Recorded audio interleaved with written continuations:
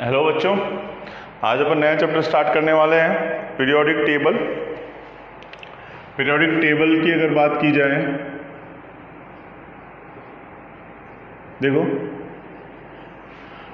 Periodic table के अंदर सबसे पहले बात की जाए, सबसे पहले आप लोगों को पता होना चाहिए एटॉमिक नंबर क्या होता है, एटॉमिक मास क्या होता है, प्रोटॉन क्या होता है, न्यूट्रॉन क्या होता है। ये चीज़ें अपन ने एक बार पढ़ी है, फिर भी मैं आप लोगों को एक बार स्टार्टिंग से बताना चाहूँगा। एटॉमिक नंबर जो होता है वो एटॉमिक नंबर को रिप्रेजेंट करते हैं Z से। किसके बराबर होता है? नंबर ऑफ प्रोटॉन्स के बराबर होता है। ठीक है। फिर एटॉमिक मास जो होता है उसको रिप्रेजेंट करते हैं जनरली A से। It is the sum of protons plus neutron. Sum of protons plus neutrons का जो सम की अगर बात की जाए तो वो तुम्हारा किसको रिप्रेजेंट करता है? एटॉमिक मास को रिप्रेजेंट करता है। इस तरीके से एटॉमिक नंबर और एटॉमिक मास को रिप्रेजेंट किया गया है। एटॉमिक नंबर क्या होता है बच्चों? नंबर ऑफ प्रोटॉन्स के बराबर होता है। एटॉमिक मास क्या होता है? Sum of the protons plus neutrons के बराबर होता है। ये इंपॉर्टेंट बात है। ठीक है। अब स्टार्टिंग में देखो, ये वाली चीज क्लियर है, नोट कर ली, आप लोगों ने पहले भी पढ़ा है। अब देखो पीरियोडिक टेबल के एलिमेंट्स तो पता चल गए थे, ये है न्यूट्रॉन है, प्रोटॉन है, लेकिन अलग अलग एलिमेंट्स जैसे hydrogen, helium, lithium, beryllium, boron, ठीक है, ये अपन ने इसको बोला number 1, number 2, number 3, number 4, number 5। तो इनको नंबर कैसे अलॉट किया गया 18th सेंचुरी में, उसके पीछे जैसे अब देखो क्लास में जब रोल नंबर अलॉट करते हैं तो उसका क्या लॉजिक होता है? अल्फाबेटिकल सीक्वेंस से हिसाब से रोल नंबर प्रोवाइड करते हैं। जिसका अल्फाबेटिकल नंबर 1 उसको रोल नंबर 1 नाम देते हैं, लेकिन इनमें तो कोई अल्फाबेटिकल नंबर भी नहीं होता। तो इनका एक नया लॉजिक दिया गया। एक लॉजिकल चीज पे बात की जाए तो उन्होंने बोला सबसे पहले अलग अलग थियरीज दी गई। सबसे पहले एलिमेंट्स को अरेंज कैसे करना है, यही नंबर 1 कैसे हुआ, यही नंबर 2 कैसे हुआ, इसके लिए अलग अलग थियरीज दी गई। तो सबसे पहली जो स्टैंडर्ड थियरी आई जिसमें एलिमेंट्स को एटॉमिक मास के बेसिस पे अरेंज किया गया, इसे बोलते हैं डॉबिनर।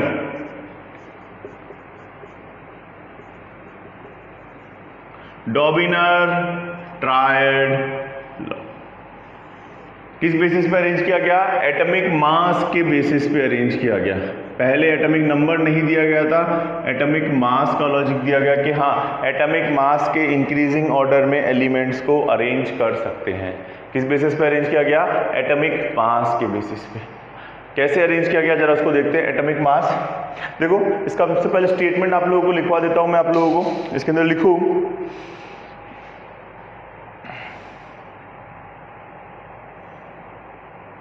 लिख लो, सिमिलर एलिमेंट्स, थोड़ा लंबा स्टेटमेंट है। Similar elements in the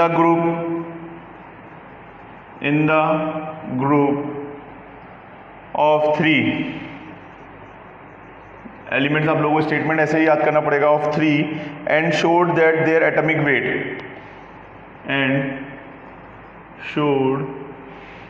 their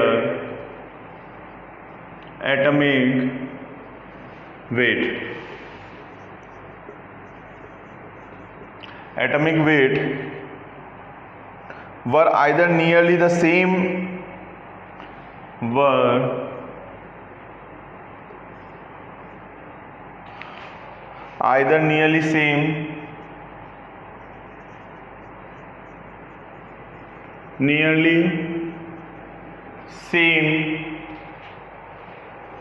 or atomic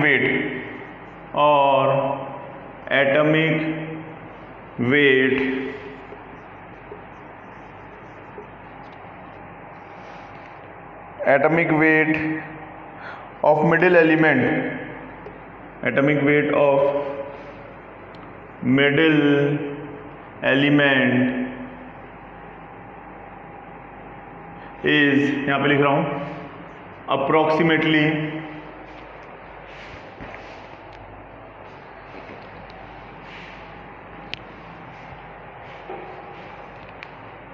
middle element was approximately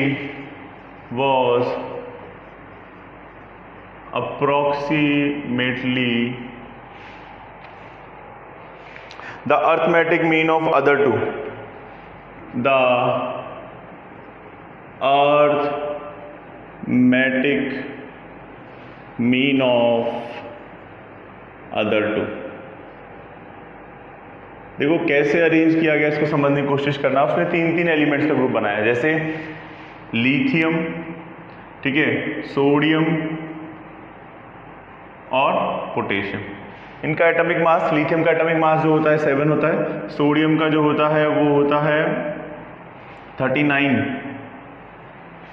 ठीक है। और अब इन दोनों का क्या बोले हैं, 39 + 7 / 2 इज 23, कि उसने 3 एलिमेंट्स का ग्रुप बनाया। देखो 3 एलिमेंट का ग्रुप, ठीक है। उसने क्या बोला, similar element in the group, एक ही ग्रुप के 3 element is showed their atomic weight were either nearly same, या तो आपस में सेम होंगे, या फिर जो तुम्हें करना है atomic weight of middle element, atomic weight of middle element is the approximately arithmetic mean of other. देखो मैंने अर्थमेटिक मीन का इस तरीके से उसने एलिमेंट्स के 3 पेयर को अरेंज किया कि हाँ ये 3 एलिमेंट्स का पेयर हो सकता है, ये 3 एलिमेंट्स का पेयर हो सकता है, ये 3 एलिमेंट्स का पेयर हो सकता है। इस तरीके से उन्होंने एलिमेंट्स के पेयर को अरेंज किया, क्या कि मिडिल का दोनों का मीन लिया तो इसके अप्रॉक्स के बराबर होगा। ये आप लोगों का डॉबिनर ट्रायड लॉ। इसमें और भी एलिमेंट्स दिए गए हैं, आप लोगों की बुक में दे रखे हैं, मैं कुछ एग्जांपल्स और लिख देता हूं। सिंपल सा, ट्रायड क्यों बोलते हैं, क्योंकि इसमें 3 एलिमेंट्स का पेयर बनाया गया है।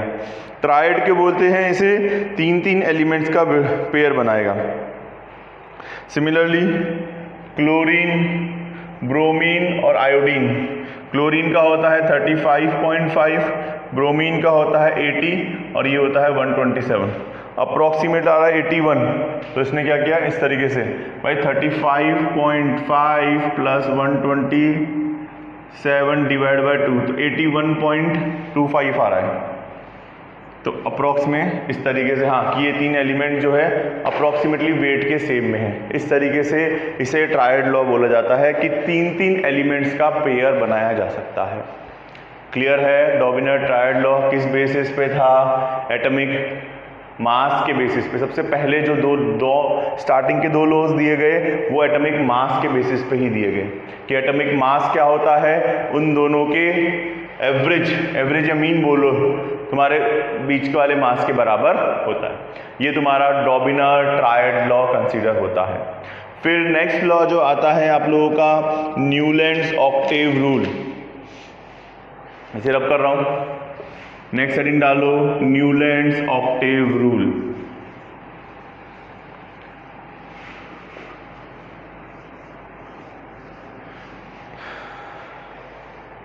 न्यूलैंड्स ऑक्टेव रूल, इसके अंदर लिखो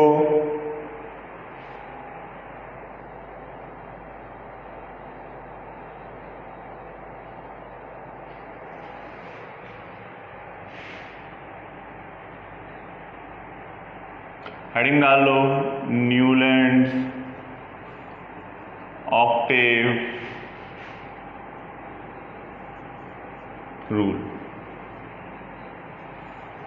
पहले इसका स्टेटमेंट लिख लो, व्हेन द एलिमेंट्स, पहले स्टेटमेंट लिख लो फिर समझा देंगे। When the elements were arranged in order of their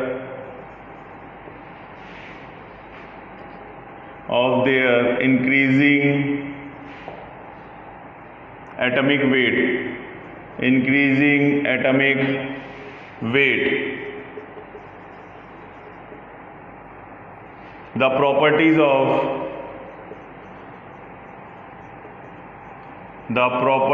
of every 8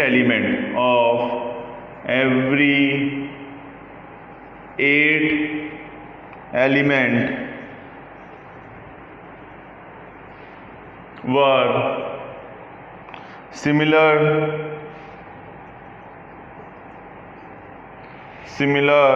to those of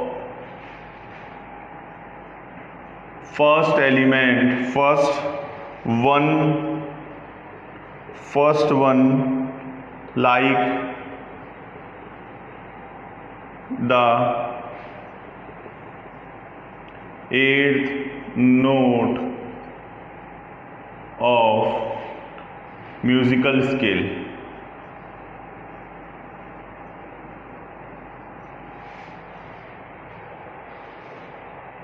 ठीक है, देखो ऑक्टेव रूल क्यों बोलते हैं इसे, 8 का एलिमेंट का ऑक्टेव मतलब हर 8 पे रिपीट होता है। देखो एग्जांपल से तुम्हें समझ में आएगा, पहले स्टेटमेंट लिख लो। When the elements were arranged in order to their increasing atomic weight, the properties of every 8 element was similar to those of first one, like the 8th note of musical scale। देखो कैसे हुआ, जरा समझने की कोशिश करना। जैसे हिंदी में 7 सुर होते हैं, हिंदी वाले सुर सा, रे, गा, मा, पा, धा, नी, सारे गामा पा धा नी सा। देख लो 7 सुर हो गए।